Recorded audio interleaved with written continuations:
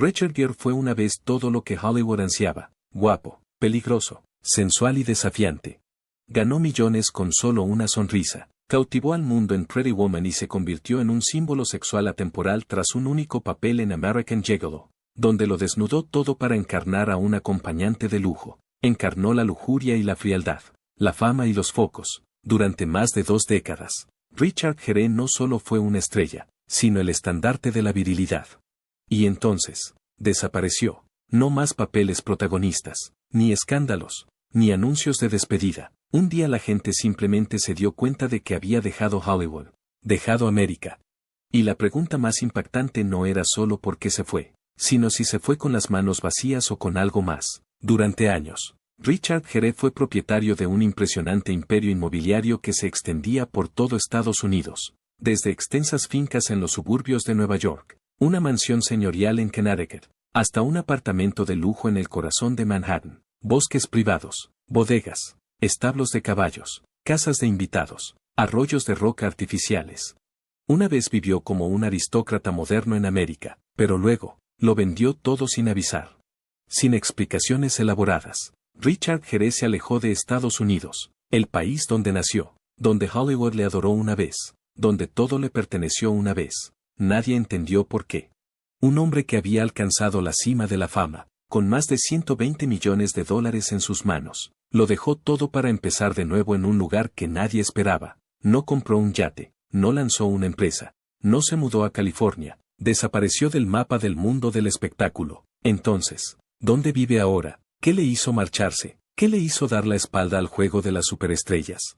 En última instancia, ¿a qué se aferra realmente? ¿Qué guarda en secreto que poca gente conoce? ¿Y por qué es tan distinto de todo lo que uno imagina sobre una estrella de Hollywood? Pero para entender por qué Richard Gere lo abandonó todo, América, los focos y millones en propiedades, tenemos que volver al lugar donde todo empezó. No en Hollywood, sino en un pequeño pueblo donde un chico tranquilo creyó una vez que la música y la filosofía podían salvar el mundo. Richard Gere nació el 31 de agosto de 1949 en un tranquilo pueblo cerca de Siracusa, Nueva York. Su familia no era rica, y nadie tenía vínculos con las artes. Su padre era vendedor de seguros y su madre ama de casa. Era un hogar modesto, pero impregnado de música, disciplina y humanismo. Un lugar que nutrió a un Richard Gere contemplativo e introspectivo, siempre un poco fuera de lugar. No empezó como actor. En el instituto tocaba la trompeta, practicaba diligentemente y destacaba en gimnasia. En 1967 obtuvo una beca para estudiar filosofía y teatro en la Universidad de Massachusetts Amherst, una combinación poco habitual, pero que presagiaba un camino sin igual. Al cabo de 2 años, abandonó los estudios, no por frustración, sino porque no necesitaba un diploma para vivir en consonancia con lo que era. Richard Gere dejó la escuela y se lanzó a pequeñas producciones teatrales en Seattle y Nueva York. Pasó por innumerables audiciones. Interpretó papeles secundarios sin nombre y vivió con la tranquila convicción de que algún día, incluso el silencio, sería escuchado. En 1975, el primer gran avance llegó cuando interpretó a un condenado a muerte en La cabeza del asesino, un papel interpretado con los ojos vendados, confiando únicamente en su voz.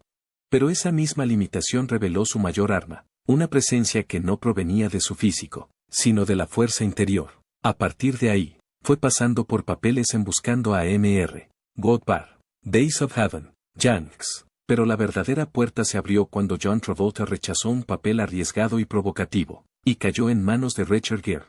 Era 1980, y la película era American Gigolo. Desde el momento en que Gere apareció en pantalla, desnudo, sin complejos, encarnando a un acompañante de lujo, dejó de ser un actor prometedor, se convirtió en un icono de la sensualidad discreta, de la intensidad tranquila, del hombre moderno que no necesita gritar para hacer que todo el mundo se gire y mire. American Gigolo no solo convirtió a Richard Gere en un símbolo sexual mundial, marcó el comienzo de una etapa en la que todo lo que tocaba se convertía en un fenómeno. 2 años más tarde, protagonizó Oficial y Caballero, un romance militar aparentemente sencillo que se convirtió en un éxito mundial, recaudando casi $130 millones en taquilla y obteniendo múltiples nominaciones a los Oscar. Gere se convirtió en un rostro indispensable del Hollywood de los 80, pero Richard Gere no siguió el camino predecible. En lugar de repetir el arquetipo del caballero perfecto, Se enfrentó a Bent, una audaz obra de teatro sobre las víctimas homosexuales en los campos de concentración nazis. El papel le valió el premio Theatre World, pero lo más importante es que demostró que Richard Gere no actuaba para caer bien. Actuaba para explorar. A partir de ahí, se sumergió en papeles de conflicto interior y tensión moral. Internal Affairs, 1990, donde interpretó a un policía corrupto. Primal Fear, 1996, donde se enfrentó a un manipulador criminal adolescente y ayudó a lanzar a Edward Norton a la fama. El Chacal, 1997, un papel de acción en el que interpretaba a un antiguo soldado del IRA con acento irlandés que se enfrentaba a Bruce Willis. Pero si hay un momento cinematográfico que grabó a Richard Gere en la memoria colectiva del público, ese es Pretty Woman, 1990, una película que inicialmente no quería hacer. El guión era demasiado cursi, demasiado arriesgado. Solo cuando conoció a Julia Roberts y vio esa química inexplicable dijo que sí. El resultado, $463 millones de recaudación mundial con un presupuesto de 14 millones. Había nacido un icono de la cultura pop, y Richard Gere se unió a las filas de los eternos caballeros de Hollywood. A lo largo de la década de 1990, cosechó éxitos constantes con películas que equilibraban el atractivo comercial y la profundidad. Somersby, Novia a la fuga, Primera noche, Red Corner.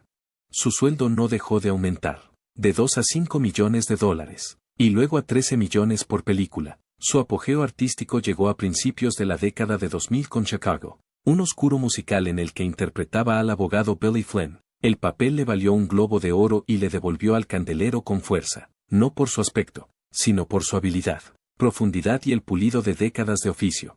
Más de 50 películas, docenas de papeles memorables y cientos de millones en taquilla. Sin embargo, lo más extraño es que Richard Gere nunca fue nominado a un Oscar, aunque muchos creen que se lo merecía. Desde Días del cielo hasta Arbitraje, donde interpretaba a un hombre de negocios que se deshacía tanto ética como financieramente, quizá también por eso decidió marcharse. Una carrera que no necesitaba una estatuilla dorada para demostrar su valía, pero que era lo suficientemente completa como para despedirse con la cabeza bien alta.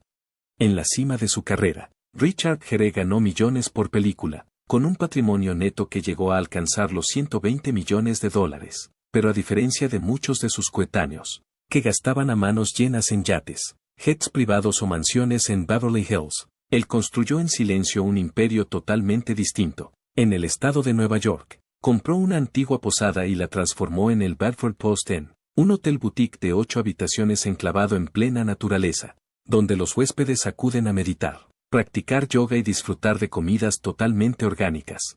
Sin bar, sin música EDM, sin salas VIP, solo silencio y respiraciones largas y conscientes. No era una aventura empresarial, era una declaración de vida.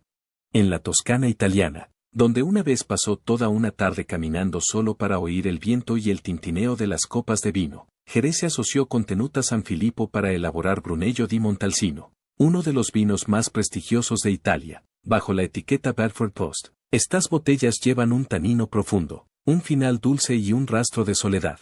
No puedo imaginar una comida sin vino, dijo una vez, no por adicción, sino porque ve el vino como parte de un ritmo lento, reflexivo, sensorial. A sus 70 años, Richard Gere no administra el tiempo, pasea por jardines, juega con sus hijos pequeños, medita cada mañana y se une regularmente a su mujer en causas medioambientales, educativas y humanitarias. Su vida no tiene una agenda apretada, sino que mantiene una estructura clara. No está ocupado, pero siempre está lleno. Y lo que vale la pena destacar es lo siguiente: eligió vivir de esa manera cuando aún estaba en la cima de la riqueza, la fama y era plenamente capaz de hacer 10 películas más si quisiera. Ese estilo de vida no es ruidoso, pero es precisamente ese silencio lo que hace que la gente dé un paso atrás y lo vea de otra manera. Un hombre que se negó a convertirse en un producto de Hollywood para poder vivir como un auténtico ser humano. Cuando un hombre elige vivir con sencillez en medio de millones de dólares, está claro, no es porque le falte, sino porque ya tiene más que suficiente. Durante más de 3 décadas, Richard Gere fue dueño de un mapa inmobiliario que cualquier estrella de la lista envidiaría. Las tierras que compró, habitó, restauró y finalmente abandonó tenían algo en común. No eran solo refugios, eran el reflejo de una filosofía de vida. En 1987, cuando su carrera despegaba, Richard Gere compró una propiedad en Pound Ridge, Nueva York, por $1,5 millones. No era Beverly Hills ni Malibú, sino un pueblo a una hora en coche de Manhattan, completamente aislado. A lo largo de los años, la fue ampliando discretamente, adquiriendo parcelas adyacentes, construyendo otras 5 casas de invitados, renovando la casa principal de 11.600 pies cuadrados con 9 chimeneas, establos para caballos, estanques y senderos privados para montar a caballo. La finca entera abarcaba más de 50 acres, como una reserva natural personal donde vivió retirado durante más de 30 años, lejos de los medios, lejos de Hollywood, lejos del ruido al que una vez perteneció. Luego, en 2022, la vendió. ¿Precio? $28 millones. Una cifra abultada, pero lo que más sorprendió al público fue cómo se fue, sin declaraciones, sin fotos, sin despedida. Un anuncio tranquilo y una transacción silenciosa. Pocos meses después, compró una finca histórica en New Canaan, Connecticut, propiedad en su día de las leyendas de la música Paul Simon y Eddie Brickell. La propiedad de 31 acres incluía una casa principal de 6 dormitorios y 11 baños, una casa de invitados independiente de 3 dormitorios, un bosque antiguo, arroyos de rocas, cascadas, un estanque con peces, una piscina al aire libre y senderos por el bosque. Una casa con el clásico encanto inglés metida en el corazón de América, pero Richard Gere no solo planeaba vivir, tenía una visión. Presentó planes a la Comisión de Planificación de New Canaan para transformar 27 acres en una granja ecoagrícola, donde cultivar setas, criar abejas y, posiblemente, cabras lecheras, un modelo autosuficiente donde podría vivir, producir y criar a sus hijos en armonía con la tierra, la naturaleza y las raíces. En 2024, solo 2 años después, volvió a venderla. Precio: $10,75 millones. Prácticamente el punto de equilibrio. El proyecto de la granja se canceló. Todo fue rápidamente listado y discretamente transferido. Nadie sabía por qué. Ningún escándalo, ningún fracaso, ninguna explicación pública, solo una verdad. Abandonó los Estados Unidos. ¿Su destino? España, no Londres, no Provenza, sino un tranquilo suburbio al norte de Madrid, Alcobendas. Allí, Richard Gere compró un chalet de 11 millones de euros con bodega privada, vasto jardín, cuadras para caballos y una propiedad de 34 acres, suficiente para que sus 2 hijos pequeños corran toda la tarde sin tocar una valla, sin fuentes. Nada de coches deportivos, sin seguridad 24/7, solo viento, árboles, voces españolas y la familia de su mujer cerca.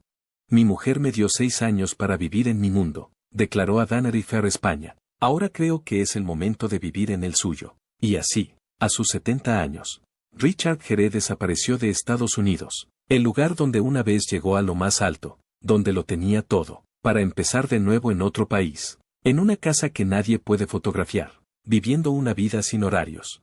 Aún así, todavía guardaba algunos lugares para cuando pudiera volver, como el apartamento en Gramercy Park, Nueva York, que compró en 2016 por más de $2 millones, siguiendo el consejo de Jimmy Fallon, o la casa de Southampton, adquirida inicialmente por $6,5 millones, y vendida después por la friolera de 36 millones. Otro apartamento más antiguo, en el que vivió durante 2 décadas, se alquila ahora por $20,000 al mes, como un rincón de la memoria comercializado en silencio. Demuestra que Richard Gere no necesitaba abandonar América, simplemente eligió no llevarla consigo. Los espacios vitales son solo una parte de la historia. Lo que elige conducir, conservar y desprenderse refleja también su forma de vida. En el garaje de Richard Gere no hay llamativos supercoches de $1 millón, pero sí la cuidadosa selección de alguien que ama la belleza clásica. Una vez fue propietario de un Jaguar E-Type, el mismo modelo que Enzo Ferrari calificó como el coche más bello del mundo, un Mercedes-Benz R107, un refinado coupé de los años 70. Símbolo de sofisticación y durabilidad. Gere también condujo un Jaguar XK de 2015, de diseño elegante e interior tapizado en madera, un coche potente pero discreto, muy parecido a él. En particular, tenía un Lotus Esprit de 2004, un coche raro, bajo, compacto y sensual, como un momento de emoción que nunca necesitó que nadie viera. Todos eran coches de verdad, no atrezo para sesiones fotográficas de revistas, y cuando llegó el momento de separarse, nunca lo dudó. En 2023, Richard Gere subastó su Jaguar XK8 descapotable de 1999 por $31.000 para apoyar a las víctimas de la guerra en Ucrania. Un gesto sencillo, sin campaña, sin medios, sin hashtags, pero suficiente para demostrar en qué gasta el dinero. Pero el bien más importante que conserva Richard Gere no está en ningún mapa, ni se puede tasar en dólares.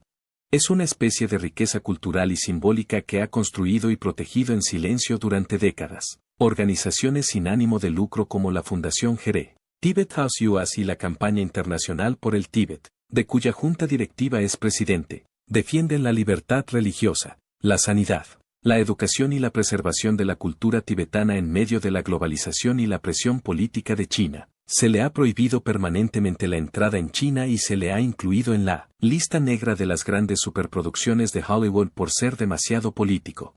Pero no se ha echado atrás, no ha cambiado de postura, no se ha disculpado. Aparte de eso, Gere apoya a Survival International, un grupo que lucha por las comunidades indígenas en peligro de extinción, y en su día fundó una organización benéfica contra el VIH/SIDA en la India, construyendo instalaciones médicas para mujeres y niños afectados por la enfermedad.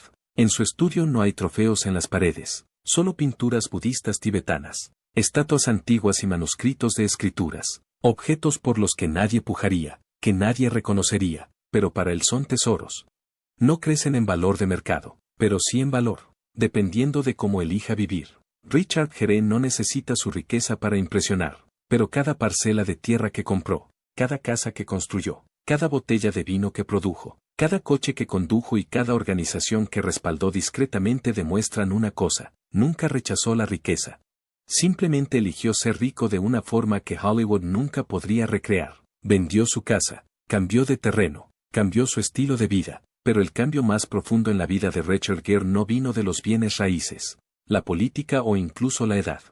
Vino de una mujer y de los niños pequeños que ahora le llaman papá. A una edad en la que muchas estrellas de Hollywood optan por la soledad tras los muros de su antigua gloria, Richard Gere arregla flores con su hijo de 4 años en un jardín de Madrid. Una escena de tanta paz y tanta sorpresa para quienes una vez le conocieron como el amante frío y seductor de la pantalla. Alejandra Silva, su actual esposa, es una activista social española e hija del ex vicepresidente del Real Madrid Ignacio Silva.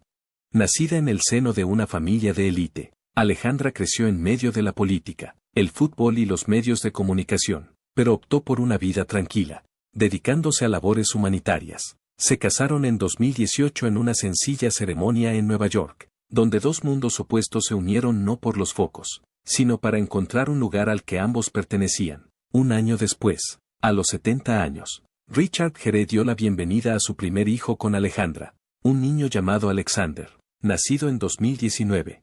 Al año siguiente, tuvieron otro hijo, nacido en 2020, cuyo nombre sigue siendo privado, un padre tardío, pero nunca tardío en la forma de querer. Antes conocido por su independencia y su carácter introspectivo, Richard Gere pasa ahora la mayor parte del tiempo en casa, jugando con sus 2 hijos pequeños, paseando con ellos, contándoles historias y estando presente en cada comida, sin asistentes, ni niñeras 24 horas al día, ni separación entre el trabajo de papá y el de mamá. Forma parte de su infancia, no con dinero, sino con presencia. Una vez dijo algo muy simple: esposa feliz, vida feliz. Por su esposa, dejó América. Para su mujer, vendió la propiedad que había conservado durante 35 años. Por su mujer, aprendió español, cambió de casa, cambió de zona horaria, cambió su definición de éxito. En 2024, después de vender todo En 2024, tras vender todos sus bienes en Estados Unidos, Richard Gere trasladó oficialmente a su familia a España, viviendo a tiempo completo en una villa histórica de Alcobendas, al norte de Madrid. Ya no es solo un retiro, ni un segundo hogar, sino un lugar donde empezar de nuevo como un hombre corriente. Mi mujer me dio 6 años para vivir en mi mundo. Ahora es el momento de que yo viva en el suyo. Pero Richard Gere no solo vive para disfrutar. Junto a Alejandra, colabora con Hogarsi, una organización sin ánimo de lucro cuyo objetivo es acabar con la falta de vivienda en España en un plazo de 5 años. También apoyan Sierra a Mar en México, un programa de restauración costera sostenible en el que él no da discursos, sino que invierte, observa y deja una huella duradera.